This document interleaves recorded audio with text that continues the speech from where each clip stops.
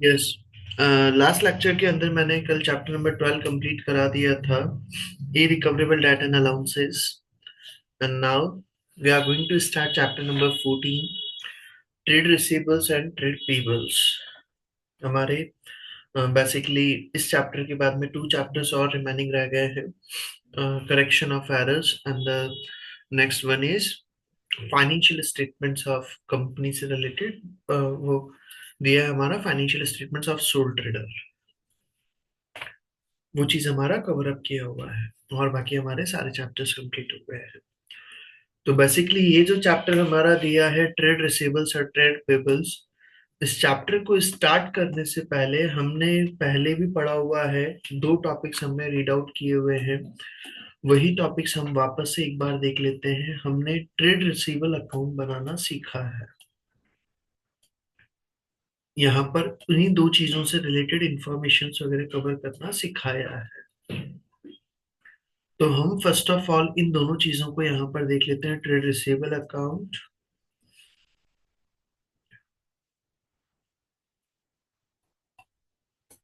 Trade receivable account and the second one is trade payable account. पहले हम trade receivable account को देख लेते हैं। आप ट्रेड रिसीवेबल अकाउंट जब बनाते हैं तो इसके अंदर हम सबसे पहले अगर ओपनिंग बैलेंस दिया हुआ है तो ओपनिंग बैलेंस हम किधर मेंशन करते हैं? डेबिट साइड में, बैलेंस बीडी, ओपनिंग बैलेंस। इसी के बाद में अगर आपने क्रेडिट में अगर गुड्स सेल किया है तो क्रेडिट सेल्स जो भी होगा आपका वो आपका मेंशन हो जाता है डेबिट साइड में। This part is debit side and this one is credit side. Sir अगर कैश में सेल करा है तो कैश सेल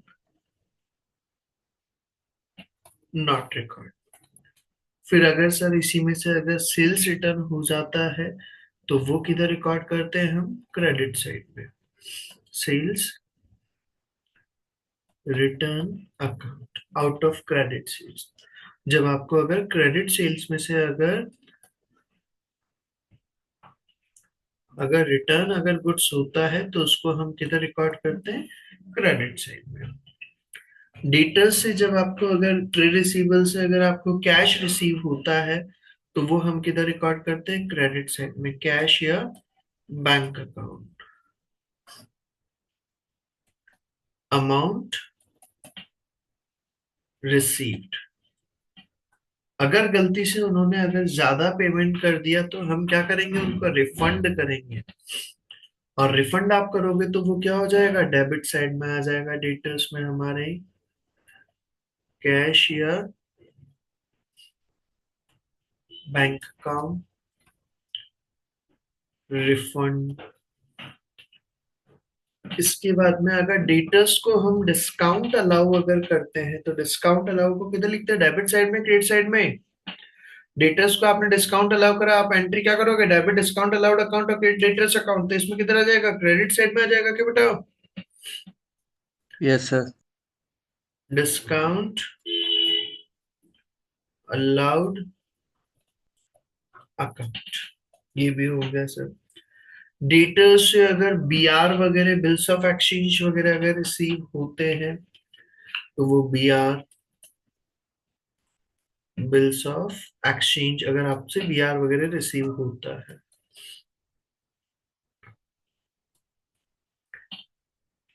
सर फिर उसी के बाद में हमने पढ़ा था, उसी के अंदर अगर डेटर्स पर मुझे इंटरेस्ट अगर चार्ज करना है, डेटर्स पर अगर मुझे इंटरेस्ट अगर चार्ज करना है, मैं मान लो मुझे डेटर्स को मैंने बोला था सर आपको 31 दिसंबर तक पेमेंट करना है, अगर 31 दिसंबर के बाद में अगर आप डिले करते हैं तो पर डे का मैं क्या करूंगा? इंटरेस्ट चार्ज करूंगा, पर डे की पेनल्टी चार्ज करूंगा, 100 rupees per day.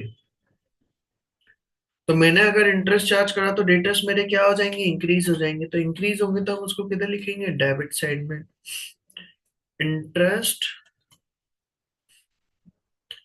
Charged.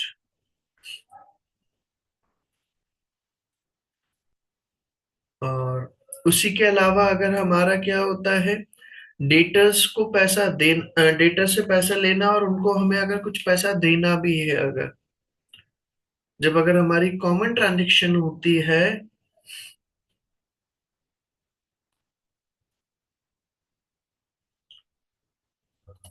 Between receivables and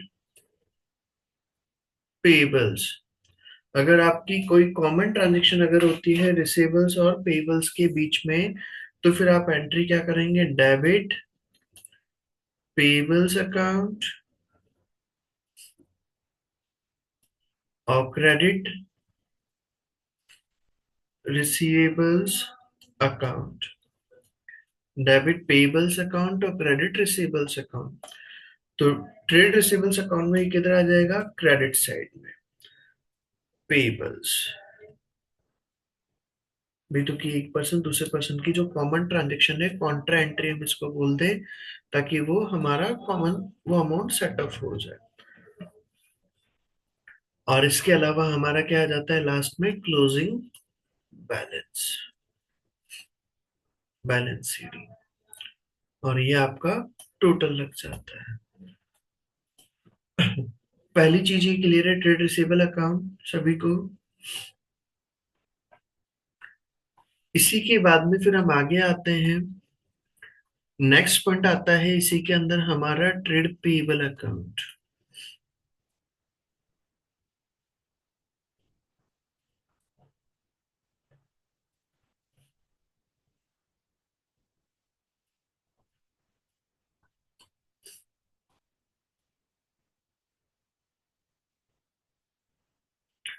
trade payable account का ओपनिंग बैलेंस हमेशा किधर आएगा बेटा? क्रेडिट साइड में।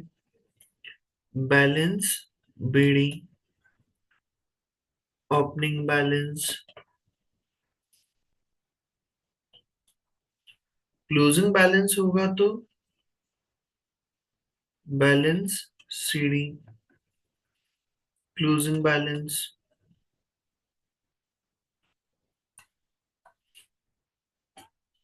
फिर इसके बाद में हम जब अगर क्रेडिटर से अगर गुड्स परचेज अगर करते हैं, क्रेडिटर से अगर आप गुड्स परचेज करते हैं, तो परचेज जब आप करेंगे तो क्या करेंगे बेटा? उधार में अगर आपने क्रेडिट में गुड्स परचेज करा है, तो उसको हम किधर रिकॉर्ड करेंगे? क्रेडिट साइड में। परचेज कौन सा? Credit purchase. अगर आप परचेज रिटर्न अगर करते हैं, तो वो किधर आ जाएगा? डेबिट साइड में। Purchase return account out of credit purchase. Sir अगर कैश परचेज हुआ तो वो रिकॉर्ड नहीं करेंगे। अगर परचेज रिटर्न होता है आउट ऑफ कैश परचेज,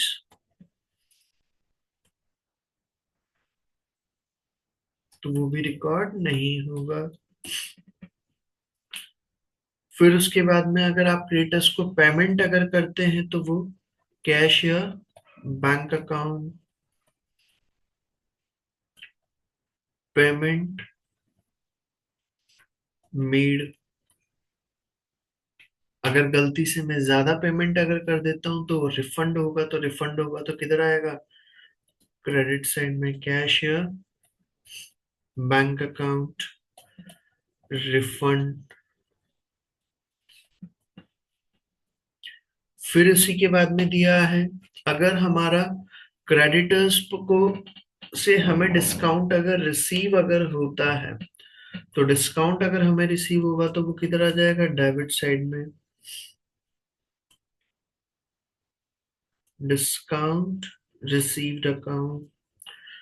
फिर इसके अलावा अगर हम बात करें, क्रेडिटर्स को अगर हमने बीपी वगैरह अगर इशू करे हैं, बिल्स पेबल अगर उनके लिए एक्सेप्ट किए हैं, तो वो किधर आ जाएंगे? हमारे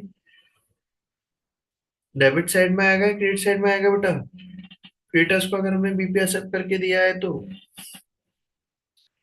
creditors account debit to BP, यही एंट्री करेंगे बेटा। क्रेडिटर्स अकाउंट में किधर आएगा? डेबिट साइड में आ जाएगा।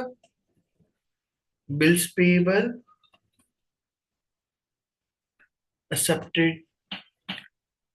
फिर अगर हमारी कोई कॉन्ट्रा एंट्री हुई, अगर मुझे उनसे क्रेडिटर्स को पैसे देने थे और उनसे पैसे लेने भी अगर थे, तो वो हमारा किधर आ जाएगा? डेटर्स अकाउंट में आ रहा है क्रेडिट साइड में, तो इसमें आ जाएगा डेबिट साइड में। ट्रेड रिसीवेबल्स कॉन्ट्रा एंट्री, बस और कुछ नहीं दे रखा, टोटल लगा करके क्लोज कर देंगे। ये हमारा क्या हो गया? इसके अलावा अगर मान लो एक पॉइंट और, क्रिएटर्स अगर हम पर इंटरेस्ट अगर चार्ज करते हैं, मैंने अगर मान लो टाइम पर अगर पेमेंट नहीं करा और उन्होंने मेरे ऊपर अगर इंटरेस्ट चार्ज कर दिया, तो इंटरेस्ट अगर चार्ज करेंगे तो मेरा अमाउंट जो देना है वो और इंक्रीज हो जाएगा, तो मेरे क्रेडिटर्स का बैलेंस क्या हो जाएगा? इंक्रीज हो जाएगा। तो इंक्रीज होगा तो हम किधर लिखेंगे? क्रेडिट साइड में, इंटरेस्ट चार्ज्ड। ये मेरे दो अकाउंट्स बता दिए हैं मैंने, debtor account, trade receivable account and trade payable accounts. इन दोनों पॉइंट्स में बेटा किसी भी तरह का कोई डाउट हो तो बोले किसी भी। सर हाँ बोले। सर ये ट्रेड पेबल अकाउंट में जो बिल बिल्स पेबल वाले जो है ना पॉइंट, बिल्स पेबल एक्सेप्टेड, हम्म। ये वाला एक्सप्लेन कर दीजिए। बिल्स पेबल एक्सेप्टेड भी, मान लो मैंने आपसे क्रेडिट में गुड्स परचेज करा, ये अर्पित है और ये मिस्टर बी है। मैंने क्या करा बेटा? आपसे गुड्स परचेज किया है, और परचेज किस पर करा? क्रेडिट पर। मैंने कहा भाई आप मुझे गुड्स दे दो क्रेडिट पर। तो आपने तो बोला तो कि सर मैं क्रेडिट में तो गुड्स दे दूंगा, लेकिन उसके बदले में क्या चाहिए? मुझे एक अश्योरेंस चाहिए। भाई आप मुझे बता दो सर फ्यूचर में आप किस डेट पर पेमेंट करेंगे। तो आपने क्या करा बेटा? मिस्टर बी ने एक बिल लिखा, बिल रिटर्न। बिल का मतलब एक डॉक्यूमेंट, आपने एक बिल लिखा और उस बिल को लिख करके क्या करा? आपने मुझे दिया। तो क्या आप इसको टू एक्सेप्ट, आप उसको एक्सेप्ट करो एंड साइन, और उस पर साइन कर दो। और आफ्टर साइनिंग मैं वापस से क्या करूंगा? आपको रिटर्न कर दूंगा। आफ्टर सिग्नेचर रिटर्न टू, वापस से किसको दे दिया मैंने? मिस्टर बी को। क्यों? क्योंकि अगर वो बिल मैंने मेरे पास अगर रख लिया तो मैं तो फाड़ करके टीयर करके खत्म कर दूंगा। तो वो मैंने क्या कर दिया? वापस से बिल आपको दे दिया है। यहां तक की बात क्लियर? पहली चीज, ये जो यस बिल, सर। ये जो बिल है, इस बिल को हम कहते हैं बेटा बिल ऑफ एक्सचेंज, पहली चीज। फिर मिस्टर अर्पित जो है, वो क्या कहलाएंगे? वो बिल को एक्सेप्ट कर रहे हैं क्या? बिल को क्या कर रहे हैं? एक्सेप्ट कर रहे हैं। तो इसको हम एक्सेप्टर या ड्रॉई कहेंगे, जो पर्सन बिल को एक्सेप्ट करता है। और जो मिस्टर बी है, उन्होंने बिल क्या करा है? लिखा है क्या बेटा? Who rights the bill? तो उसको हम क्या कहते हैं? ड्रॉर, तो कि बिल लिखने वाला है। मिस्टर अर्पित के लिए वो जो बिल है वो क्या कहलाएगा? बिल्स पेएबल, क्योंकि उस बिल से मेरा क्या होगा? पेमेंट जाएगा एक फ्यूचर में पर्टिकुलर डेट पर। और मिस्टर बी के लिए वो बिल क्या कहलाएगा? बिल्स रिसीवेबल, क्योंकि उससे उनको अमाउंट रिसीव होगा in the future. Getting my point? तो मैंने यहाँ पर आपसे कुछ क्रेडिट में परचेस करा था, तो आपने वो बिल लिख करके दिया था मुझे, और मैंने उसको एक्सेप्ट करके दिया है। तो वो मेरे लिए क्या हो गया बेटा? बीपी हो गया क्या? तो मैं जब बिल को एक्सेप्ट करके दूंगा तो मैं एंट्री क्या करूंगा? Debit trade payables account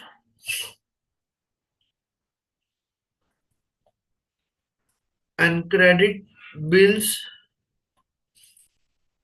payable account. Is that clear to everyone? समझ में आ गई बात बेटा? तो उसको हमने ट्रेड पेबल अकाउंट में किधर लिख दिया? डेबिट साइड में लिख दिया bills payable accepted. Clear? Yes sir. और कोई डाउट इसमें यहाँ तक के पॉइंट में? तो फिर जब हमें वो अमाउंट रिसीव होगा तो हम फिर bank account debit to bills receivable कर देंगे ऐसा? हाँ, तो जब आपको when amount received,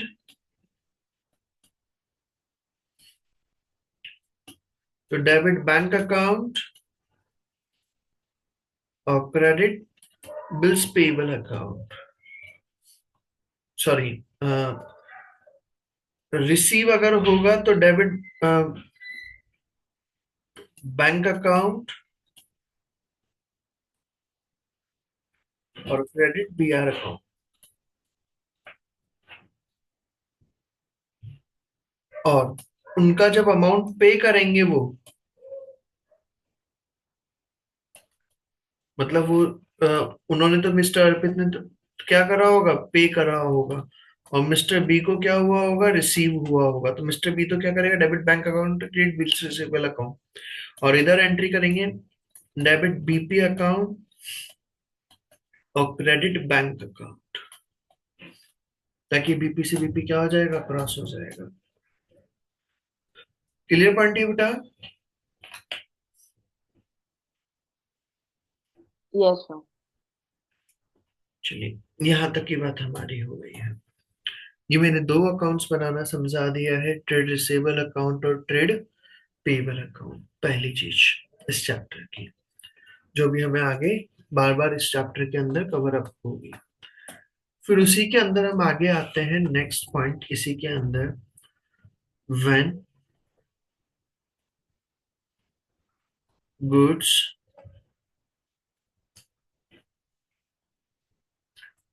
sold on credit, जब आप गुड्स क्रेडिट में अगर गुड्स सेल करते हैं, then person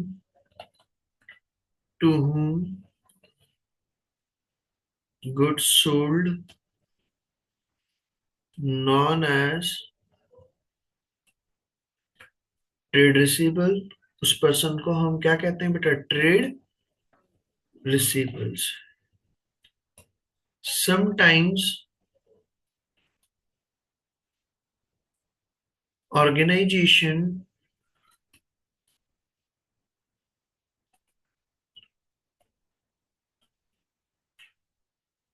provides discount to trade receivables, debtors वगैरह को वो क्या करते हैं, डिस्काउंट्स प्रोवाइड करते हैं। It may be of two types, और ये डिस्काउंट्स कितने तरह के हो सकते हैं, टू टाइप्स के हो सकते हैं। कितने टाइप के हो सकते हैं बेटा, टू टाइप्स के डिस्काउंट हो सकते हैं। First one is trade discount, जानते हैं ये चीज आप लोगों ने पहले भी पढ़ा हुआ है क्लास 11 के अंदर भी, ट्रेड डिस्काउंट। जैसे आप मॉल वगैरह में जाते हैं तो वहां पर लगा हुआ है 40% ऑफ, तो 40% ऑफ वो आप जाओ चाहे मैं जाऊं या मेरा ब्रदर जाए या सिस्टर जाए, सबको मिलेगा, वो किसी पर्टिकुलर कस्टमर के लिए नहीं है।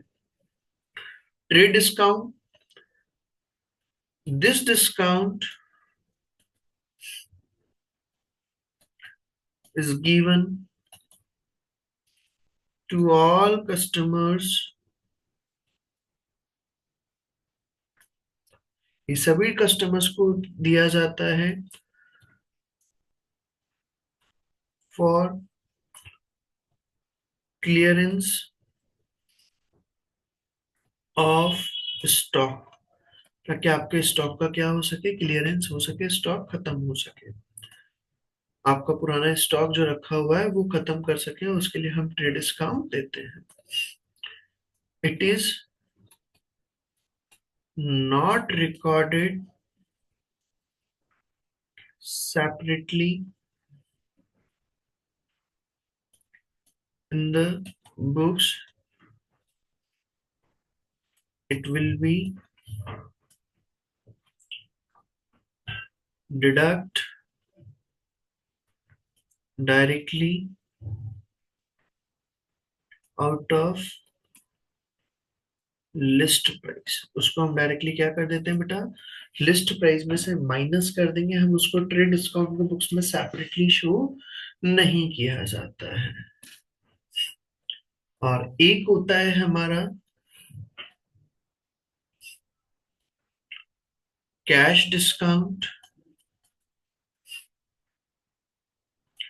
या हम बोल दें इसका सेटलमेंट डिस्काउंट। कैश डिस्काउंट या सेटलमेंट डिस्काउंट, ये डिस्काउंट क्यों दिया जाता है?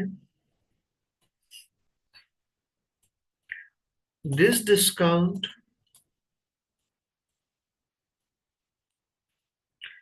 given to customers to receive cash payment earlier। तो कि जल्दी कैश पेमेंट लेने के लिए हम क्या करते हैं, डिस्काउंट को रिकॉर्ड किया जाता है। इट इज रिकॉर्डेड सेपरेटली, और इसको हम क्या करते हैं बेटा, सेपरेटली रिकॉर्ड किया जाता है इन द बुक्स। इसको हम सेपरेटली रिकॉर्ड बुक्स में करते हैं। यहाँ तक का पॉइंट क्लियर? जब आप गुड्स वगैरह क्रेडिट वगैरह में इनों में सेल करते हैं तो वहां पर हमारी बेसिकली टू टाइप्स की सिचुएशंस हो सकती है, तो वो चीज मैंने बता दिया। यहाँ तक का पॉइंट क्लियर है पहले? अब इसी से रिलेटेड हम अलग अलग हमारी सिचुएशंस हो सकती है, देयर में बी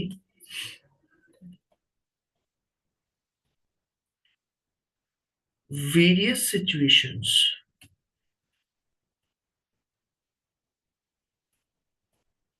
related to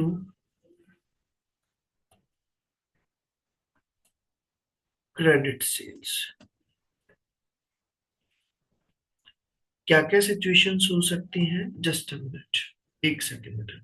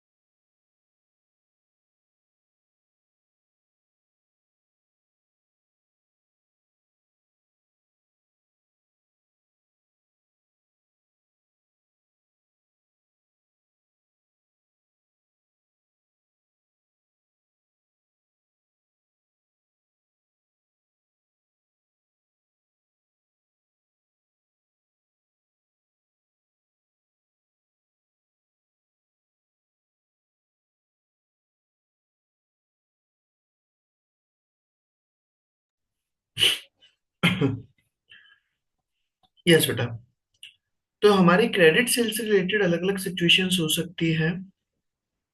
अब क्या क्या सिचुएशंस हो सकती है वो मैं समझा रहा हूँ, ध्यान से सुनिएगा। When goods sold on credit आपने गुड्स क्रेडिट पर सेल किया है and there was N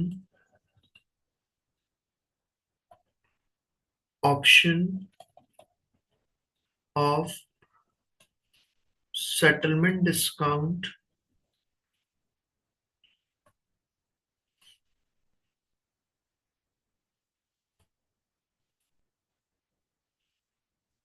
of 10% if payment made within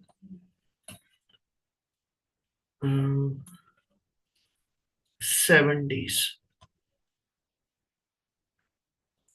भाई हमने गुड्स क्रेडिट में गुड्स सेल करा है और वहां पर हमने कस्टमर्स को ऑप्शन दे रखा है, तो कि भाई आपको हम, आप अगर 7 डेज के अंदर अंदर अगर आप पेमेंट कर देते हैं तो हम आपको 10% डिस्काउंट देंगे।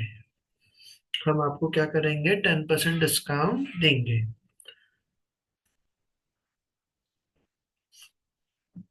ये हमारी सिचुएशन है। अब उसके अंदर case number first, if it is expected, अगर एक्सपेक्टेड था, हमें ये लग रहा था, मुझे ये लग रहा था, जिस पर्सन को मैंने गुड सेल करा था, it is expected that customer will take benefit of discount. मुझे ये लग रहा था तो कि कस्टमर डिस्काउंट का बेनिफिट ले लेगा एंड कस्टमर पेड अमाउंट, और उसने क्या कर दिया, मैंने एक्सपेक्टेशन था और उसने ऐसा कर भी दिया, और कस्टमर ने क्या कर दिया, paid amount within 7 days and availed benefit of discount। में मुझे एक्सपेक्टेशन था तो कि कस्टमर क्या करेगा, डिस्काउंट का बेनिफिट लेगा, और मेरा एक्सपेक्टेशन सही निकला और उसने 7 डेज के अंदर पेमेंट कर भी दिया और उसने डिस्काउंट का बेनिफिट ले भी लिया। अब गुड्स का बेटा यहाँ पर लिस्ट प्राइस था, मान लो सपोज 5 लाख, डिस्काउंट का रेट है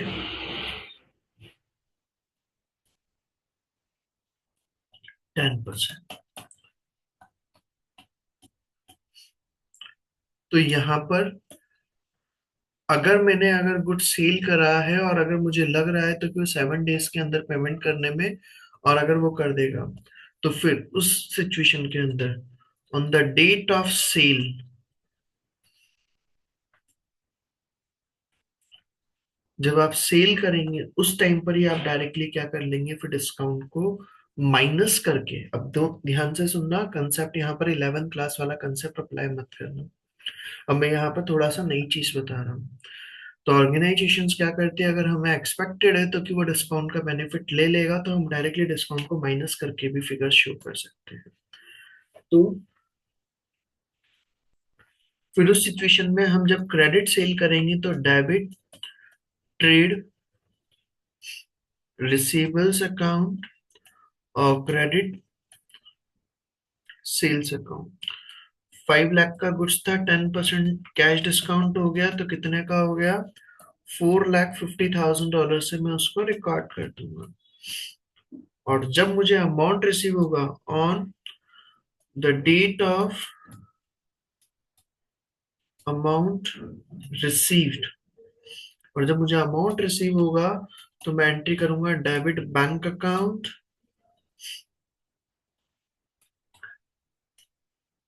और क्रेडिट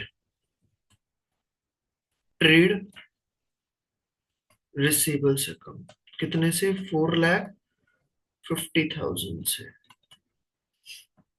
यहां तक का पॉइंट क्लियर है क्या बेटा?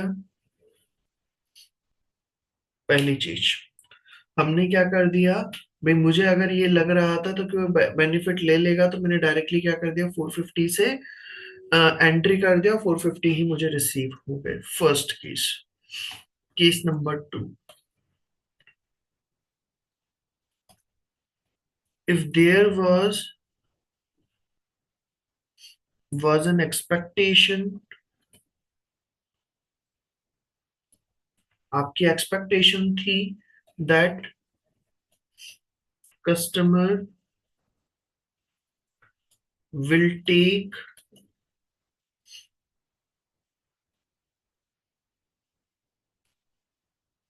benefit of discount, कस्टमर क्या करेगा, डिस्काउंट का बेनिफिट लेगा, but he has not made payment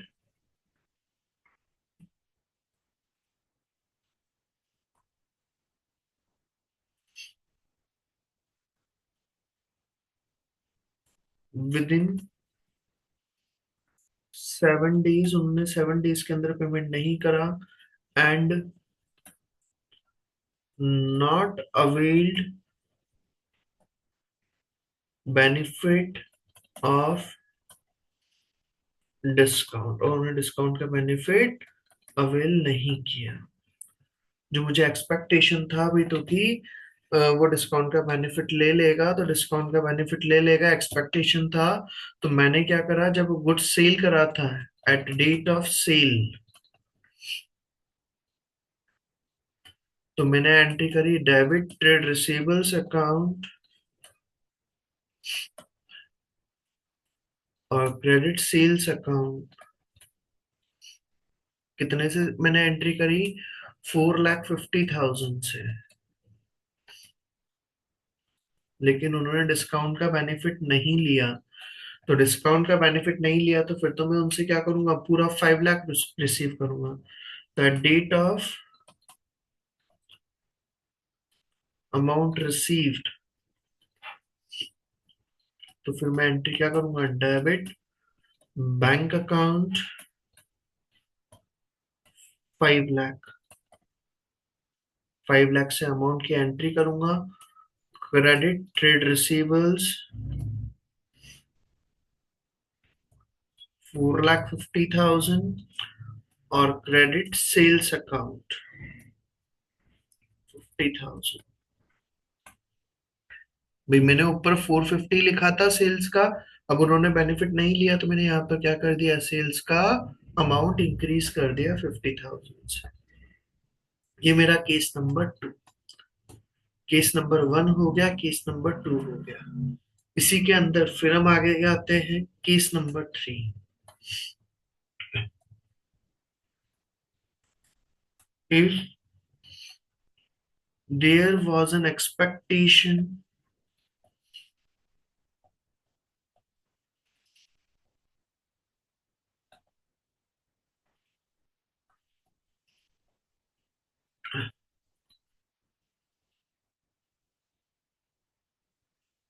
अगर एक्सपेक्टेशन थी, क्या एक्सपेक्टेशन थी, that customer will not take benefit of discount, तो ये कस्टमर डिस्काउंट का बेनिफिट नहीं लेगा, and customer not paid amount within 7 days, उसने 7 डेज के अंदर पेमेंट करा भी नहीं। फिर मैंने एक्सपेक्ट करा था ये कस्टमर तो कि टाइम पर पेमेंट नहीं करता तो कि डिस्काउंट का बेनिफिट नहीं लेगा, और उसने ऐसा ही करा, उसने बेनिफिट लिया भी नहीं। तो जब आप सेल करेंगे ऑन डेट ऑफ सेल, तो आपने एंट्री क्या करी होगी, debit trade receivables 5 lakh, credit sales account 5 lakh. जब आपको रिसीव होगा ऑन रिसीविंग डेट, तो क्या एंट्री करोगे? Debit bank account credit trade receivables account 5 lakh. क्योंकि आपने डिस्काउंट का मैंने सोचा भी नहीं था और आपने बेनिफिट लिया भी नहीं। And case number 4, if there was an expectation, अगर एक्सपेक्टेशन था that customer will not take benefit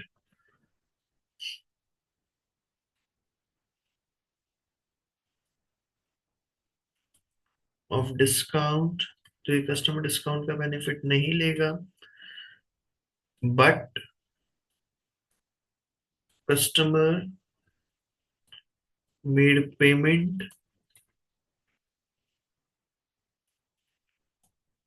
with in 7 days. उसने क्या कर दिया, 7 डेज के अंदर ही, मैंने एक्सपेक्टेशन नहीं करा था ऐसा, बट उन्होंने 7 डेज के अंदर ही पेमेंट कर दिया and availed benefit of discount. उन्होंने डिस्काउंट का बेनिफिट ले लिया, सोचा नहीं था मैंने ऐसा। तो जब मैंने कुछ सेल करा था तो मुझे लग रहा था अभी तो कि ये पार्टी पेमेंट नहीं करेगी टाइम पर, तो ऑन डेट ऑफ सेल, तो मुझे लग रहा था अभी तो कि ये पेमेंट नहीं करेगी टाइम पर, तो भी मैंने तो क्या करा, उसको डिस्काउंट को शो नहीं करा था। एंट्री क्या करी? डेबिट ट्रेड रिसीवेबल्स अकाउंट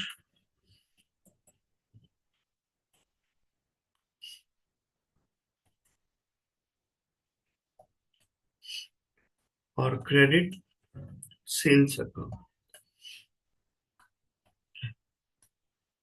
जब आपको सेल करा on receiving date,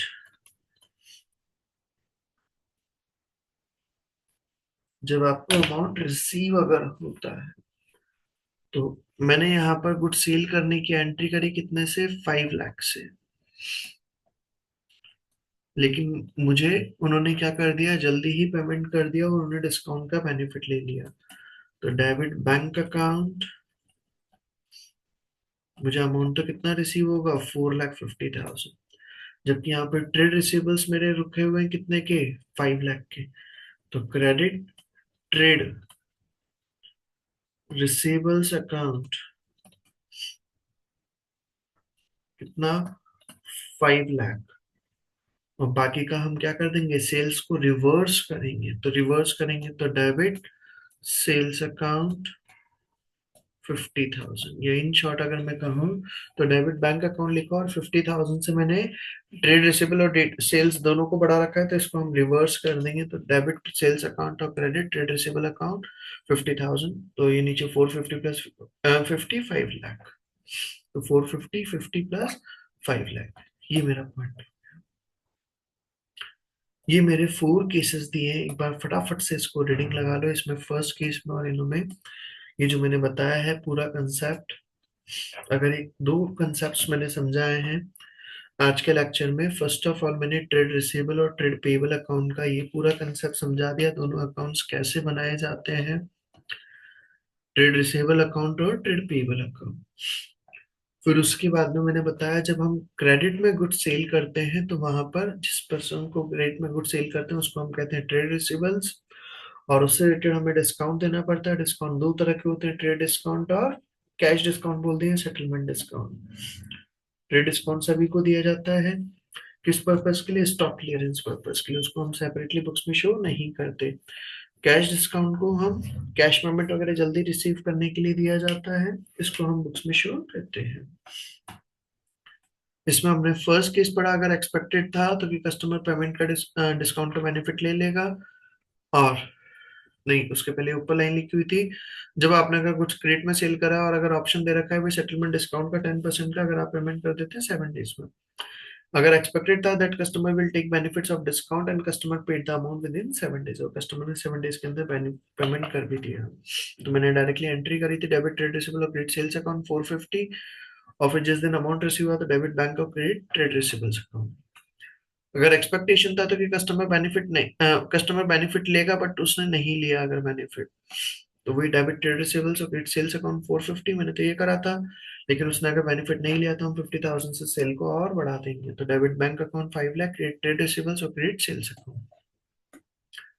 third case हमने पढ़ा, if there was an expectation, अगर एक्सपेक्टेशन होती है customer will not take benefits of discount, customer discount का बेनिफिट नहीं लेगा, and customer not paid amount within 7 days, और कस्टमर ने ऐसा ही करा, तो फिर तो normal entry debit trade receivables credit sale account, और फिर रिसीविंग जब होगा डेबिट बैंक अकाउंट और क्रेडिट ट्रेड रिसीवेबल्स अकाउंट।